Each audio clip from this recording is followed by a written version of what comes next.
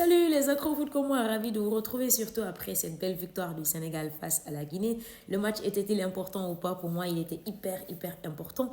Je m'explique, parce que la Guinée et le Sénégal, ça restera toujours un derby, mais ce match, il était hyper important, il fallait le gagner. Pourquoi? Parce qu'on est champion en titre, les gars. Il fallait montrer à cette Guinée qu'on ne boxe pas sur le même ring, on ne boxe pas dans la même catégorie.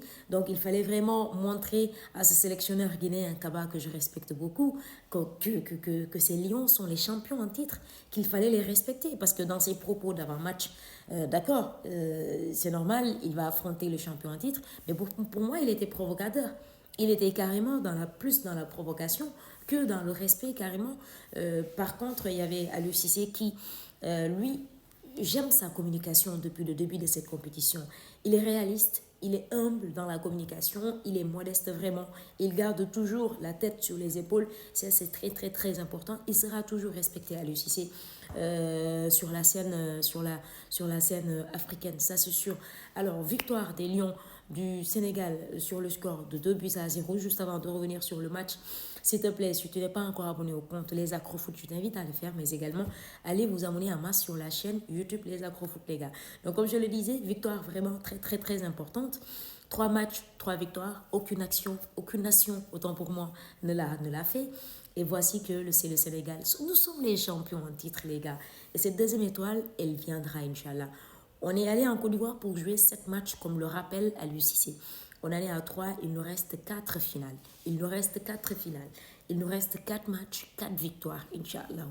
On va conserver notre titre. On va ramener le trophée à la maison et on sera le continent. On sera le continent. Victoire des Lions de la Teranga sur le score de 2 buts à 0.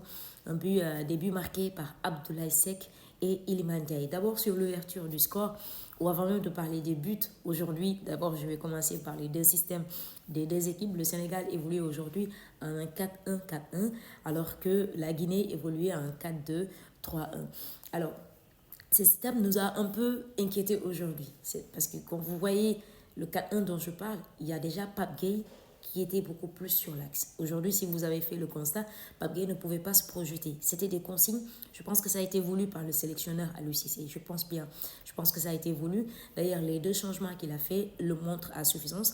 Donc, ça a été voulu. Pape Gueye était sur l'axe. On n'a pas eu ce milieu auquel on était habitué, surtout lors des 2 premiers matchs, qui était capable vraiment de se projeter vers l'avant, de casser les lignes. Aujourd'hui, on n'a pas eu ça parce que quand tu mets Pape Gueye sur l'axe et que tu mets Mendy carrément devant, Mendy n'est pas ce jour-là capable, ou en tout cas, il n'a pas les mêmes qualités. Nampalys, je dis bien, il n'a pas la même qualité que Lamine Camara. Aujourd'hui, Lamine Camara nous a beaucoup manqué. Pape Gueye nous a beaucoup manqué parce que ce n'est pas son poste de prédilection. Alors peut-être il est beaucoup plus vif, il est beaucoup plus rapide, il est jeune, raison pour laquelle Aliou Cissé a décidé, au lieu de mettre Nampalys derrière lui, il a mis Nampalys devant lui et donc Pape Gueye qui recule. Donc ça nous a posé beaucoup de problèmes et pour moi, ça a beaucoup aidé cette équipe guinéenne qui nous a posé énormément de problèmes pendant la première période de jeu. Ils nous ont posé beaucoup de problèmes, beaucoup de problèmes. Ils jouaient en bloc bas. Ils jouaient en bloc bas avec un Guirassy qui était en pointe. Guirassy, heureusement qu'il n'était pas en forme. Heureusement, Naby Keita aussi n'est pas en forme. Heureusement, mais ils ont posé vraiment beaucoup de problèmes parce qu'on n'avait pas ces 3-là, ces 3 jeunes qui avait joué les 2 premiers matchs, Pape Matar Sarr, comment il s'appelle, Pape Matar, Pape Matar, il vient au deuxième match. Au premier match, il n'était pas là. Donc, mais le deuxième match, il a aligné Pape Matar, Lamine Camara et Pape Gueye, qui sont ces 3-là capables vraiment de récupérer. Ils peuvent récupérer des ballons, se projeter vers l'avant et casser les lignes pour aider tout simplement l'attaque. Aujourd'hui, l'attaque sénégalaise était muette. C'est normal. C'est normal qu'elle soit muette parce qu'il n'y avait pas cette communication entre le milieu et l'attaque. C'est tout à fait normal. Alors, je pense, comme je l'ai dit et je le répète, c'était une consigne. Ils ont respecté la consigne du sélectionneur. Ce qui est important, ce sont ces 2 buts marqués par Abdoulaye Seck. Et voilà que Abdoulaye, moi, il ne me surprend pas. On en discute par exemple à la maison lorsqu'on regarde les matchs. Pourquoi il ne met pas toujours Abdoulaye Seck comme axe? Abdoulaye Seck est beaucoup plus présent, surtout sur les coups pieds arrêtés. La preuve, c'est qu'aujourd'hui, le premier but du Sénégal, c'était un coup franc magnifiquement tiré par Krépin Diatta. C'était vraiment un coup franc bien exécuté par Krépin Diatta. Et donc, comment dirais-je, Abdoulaye Seck, qui tout simplement met la tête de façon vraiment avec hargne. Il le fait vraiment avec hargne. Ça se voit qu'il avait envie de marquer ce but-là. Il ouvre le score. Il a fait un très bon match. Et en deuxième temps, il y avait donc Iliman Ndiaye qui avait remplacé Ismaël Sarr, je pense bien. Iliman qui fait une très bonne rentrée depuis le début de cette CAN. Et aujourd'hui, ce but-là, sur une passe décisive de Sadio Mané. Sadio Mané également qui a bien donné le ballon, ce qu'on n'a pas vu peut-être en première période. Il a raté pas mal d'occasions. Ses passes n'étaient pas bonnes. Il y avait beaucoup de déchets. Il y avait beaucoup de déchets techniques. Énormément de déchets techniques.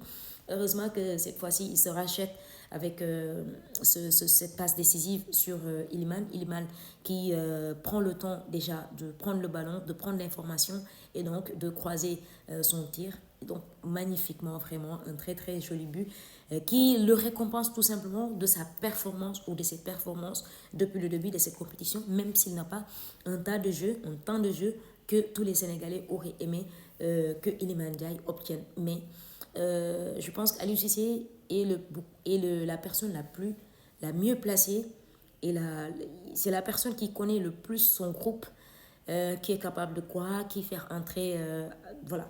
Mais en tout cas, un match, l'essentiel a été fait, c'était de gagner ce match-là. Bien vrai qu'il y a beaucoup de choses à déplorer quand même. Il y a énormément de choses à déplorer. Il met Cheikhou Kouyaté qui rentre à la place de qui rentre à la place de Pape Gueye. Mais là, c'est là où on s'attendait tous déjà. C'est-à-dire qu'aujourd'hui, on s'attendait à ce que Aliou Cissé fasse tourner son effectif. Il ne l'a pas fait. Il ne l'a pas fait et il a fauté. Il a fauté, pour moi, il a fauté. Je félicite Aliou Cissé depuis le début de cette CAN. Mais aujourd'hui, pour moi, c'était l'occasion vraiment de tourner l'équipe. Il a bien fait de mettre Abdoulaye Seck. Et je pense qu'Abdoulaye Seck, il l'a mis parce que tout simplement, Diallo a un cumul de cartons. C'est tout simplement ça. Je pense que beaucoup de gens vont me rejoindre là-dessus. Si Diallo n'avait pas un cumul de cartons, il n'allait pas mettre Abdoulaye Seck. Et aujourd'hui, Abdoulaye lui a donné, lui fait ouvrir, excusez-moi, les yeux. Abdoulaye Seck, il mérite vraiment. C'est vrai que Niarete est là, bon, il est blessé. Mais à la place de Niarete, si Niarete se blesse, pour moi, le choix ne devrait même pas, il ne devrait même pas réfléchir. Le choix devrait se faire sur Abdoulaye Seck au lieu de Abdou Diallo, très sincèrement, sur l'axe avec Koulibaly. Alors, pour moi, il a fauté. Il fallait vraiment tourner cette équipe aujourd'hui. Il fallait faire reposer certains cadres. Pape Gueye, aujourd'hui, tout le monde sait, et tout le monde a les yeux rivés sur ce milieu aujourd'hui très jeune, très précoce du Sénégal. Tout le monde a les yeux rivés. Pour moi, Pape Gueye ne devait pas jouer aujourd'hui. Lamine Camara est au repos. Mais je pense que Lamine Camara, pourquoi il est au repos, c'est parce qu'il était un tout petit peu blessé. Il met Pape Matar Sarr. Il met Sadio Mané. Habib Diallo ne devait pas jouer aujourd'hui. Il fallait donner la chance à Nicolas Jackson. Il fallait également faire reposer Krépin Diatta parce que tu as Formose Mendy. Il fallait faire reposer Ismaël Jacobs. Parce que tu as Balotouré. Ils sont capables de jouer. Tu as un 2-11. Aucune nation n'a 2-11 dans ce tournoi. Pour moi, il a fauté parce que beaucoup n'ont pas fait attention à ce changement, mais c'est Pape Gueye même qui demande à ce qu'il soit remplacé. Mais c'est grave. C'est ce qui s'est passé également avec Lamine Camara la fois dernière. Lamine Camara, il était non seulement fatigué, il y a certaines personnes qui disent qu'Aliou Cissé n'a pas une lecture de jeu. Je pense vraiment qu'ils ont raison.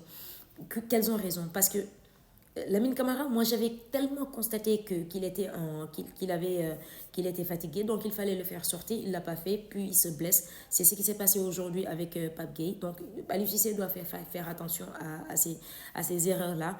Mais en tout cas, félicitations dans l'ensemble à toute l'équipe, à tous les staffs, félicitations à Cissé. Là, on a encore 5 jours de repos, histoire de se préparer. Nous espérons vraiment que Pape Gueye va revenir au top de sa forme parce qu'on a besoin de Pape Gueye. On a vraiment hyper besoin de Pape Gueye et de Lamine Camara si on veut avancer ou en tout cas atteindre nos objectifs. J'attends vos avis en commentaire les gars. Tout à l'heure, je vous retrouve pour d'autres débriefs.